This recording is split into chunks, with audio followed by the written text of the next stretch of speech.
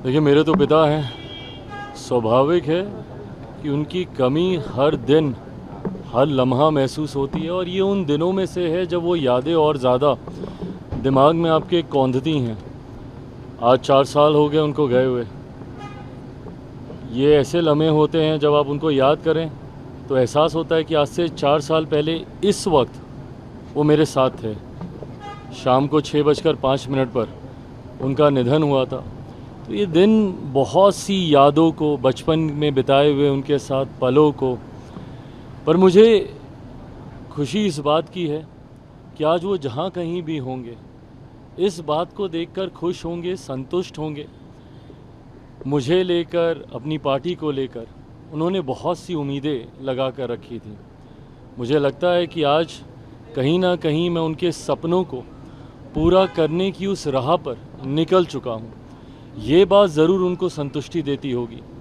Party को जिस मजबूत स्तर पर वो देखना चाहते थे, आज पार्टी के सांसदों की बात हो, अलग राज्यों में हमारे विधायकों की बात हो, संगठन देश भर में जिस तरीके से पार्टी का मजबूत हुआ है, ये तमाम वो विषय थे जिनको उन्होंने हमेशा प्राथमिकता देने का कार्य किया।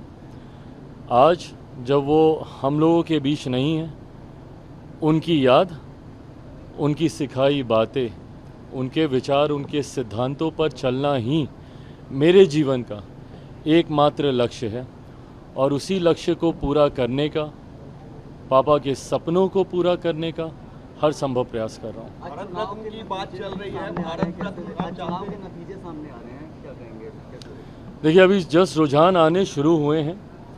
मैं मानता हूँ, उम्मीद करता हूँ, जिस तरीके से भाजपा ने दोनों राज्यों में मेहनत की है, जिस तरीके से हरियाणा में 10 साल का कार्यकाल भारतीय जनता पार्टी का रहा है, मैं मानता हूँ कि जनता कहीं ना कहीं विश्वास करती है भारतीय जनता पार्टी, मेरे प्रधानमंत्री जी पर। उम्मीद करता हूँ कि शाम तक जब परिणाम पूरी तरीके से आएंगे, वो उसी आधार पर होंगे जिसकी अपेक्षा हम लोग करते हैं। अमित को नींद नहीं आ रही है, इस तरह की बात विपक्ष के लोग कह रहे हैं। काफी अहम बताया जा रहा है विधानसभा चुनाव। देखिए, केंद्रीय गृह मंत्री जी से मुलाकात हुई है, कई विषयों पर हम लोग की चर्चा हुई, हम लोग की मुलाकातें हुई। मौजूदा राजनीतिक परिस्थितियाँ, जिसमें स्वाभाविक है कि आगामी बिहार के विधानसभा के चुनाव हैं, बिहारी हूँ, बिहार राज्य हमेशा से मेरे लिए प्राथमिकता रहा है, उसको लेकर भी चर्चा हुई। कई और राज्यों में, झारखंड में, अलग अलग राज्यों में जहाँ पे चुनाव होने हैं, उसको लेकर भी हम लोगों की सकारात्मक चर्चा हुई है।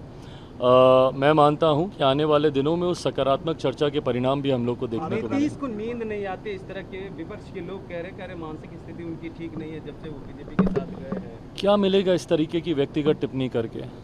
मैं पूछना चाहता हूं ना परिवार के लोगों, ये विपक्ष के लोगों से, भाई उनके भी परिवार में सदस्य हैं।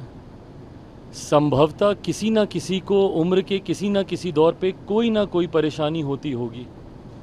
क्या इस तरीके से आप अपने परिवार के सदस्यों पे टीका टिप्पणी करेंगे? राज्य के मुख्यमंत्री हैं वो।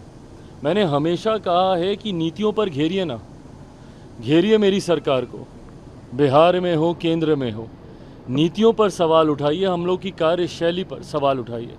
पर इस तरीके से व्यक्तिगत आरोप प्रत्यारोप कर किसी के स्वास्थ्य को लेकर इस तरीके से भ्रम फैलाना, किसी की उम्र को लेकर, किसी के बर्ताव को लेकर, हाव भाव को लेकर, इन बातों से बिहार या बिहारियों का क्या फ़ायदा होने वाला है, क्या लाभ होने वाला है? ये दर्शाता है कि विपक्ष किस तरीके से मुद्दाहीन है। उनके पास कहने के लिए अब कुछ बचा नहीं है, इसलिए इस तरीके की बातों का इस्तेमाल करके ओछी नीची राजनीति का वो परिचय दे रहे हैं। भारत रत्न की बात चल रही है, भारत रत्न आप चाहते हैं नीतीश जी और रामविलास पासवान जी को मिले, जिस तरीके से उनका व्यक्तित्व रहा है भारत के राजनीति में दोनों नेताओं। देखिए, मेरा विश्वास मेरे प्रधानमंत्री आदरणीय नरेंद्र मोदी जी पर है। कुछ मांग कर लिया तो क्या लिया? मैं मानता हूं कि मेरे प्रधानमंत्री जी का जो रिश्ता मेरे नेता, मेरे पिता आदरणीय रामविलास पासवान जी से रहा है, मुझे, मेरी पार्टी को, मेरे दल को, मेरे कार्यकर्ताओं को उनसे कुछ मांगने की ज़रूरत नहीं है।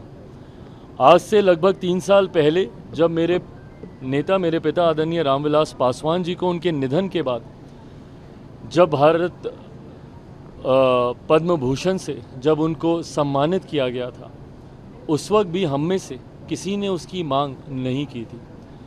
ये मेरे प्रधानमंत्री जी का प्यार और वो रिश्ता जो मेरे नेता का मेरे प्रधानमंत्री जी के साथ था, मेरे पिता का मेरे प्रधानमंत्री जी के साथ था, उसकी पुनः एक झलक देखने को मिली जब उन्होंने स्वतः उन्हें पद्म भूषण से सम्मानित करने का काम किया।